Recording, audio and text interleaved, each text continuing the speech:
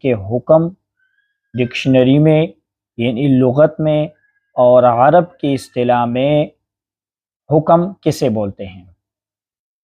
عرب لوگ جب آپس میں ایک دوسرے کے ساتھ رہتے ہیں اور اگر وہ کوئی ایسی کام کو دیکھ لیں کہ دوسرا بندہ کوئی ایسا کام کر رہا ہے جو ان کے نزدیک پسندیدہ نہیں ہے یا ٹھیک کام نہیں ہے تو وہ اس کو منع کرتے ہیں۔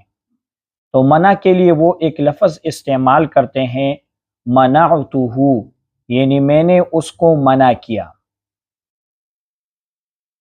تو یہ جو لفظ استعمال انہوں نے کیا ہے منعتہ، اسی کو عرب حضرات لغت میں ڈکشنری میں حکم بولتے ہیں۔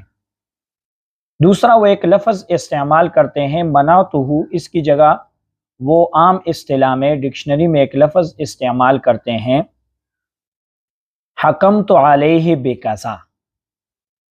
تو اس کا اصل معنی یہی ہے کہ فلاں بندہ کوئی ایسا کام کر رہا تھا جو ٹھیک نہیں تھا، میں نے اس کو اس کام سے منع کیا، تو وہ بولتے حکمت علیہ بکذا۔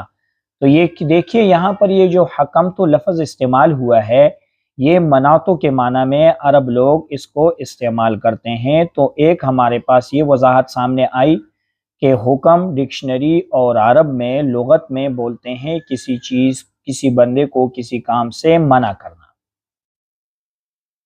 دوسرا، اہل عرب اس لفظ کو استعمال اس وقت کرتے ہیں جب دو بندے کے درمیان کوئی جھگڑا ہو، صلح کرنے کے لیے، ان کے درمیان فیصلہ کرنے کے لیے اہل عرب لوگ یہ لفظ استعمال کرتے ہیں، تو وہ بولتے ہیں قضیت علیہم، یعنی میں نے ان کے درمیان فیصلہ کیا، تو وہ اس لفظ کے بجائے یہ لفظ بولتے ہیں حکمت بین الناس، میں نے فیصلہ کیا ان کے درمیان۔ تو یہاں پر دیکھیے حکمت لفظ آیا ہے تو اس کا معنی ہے فیصلہ کرنا۔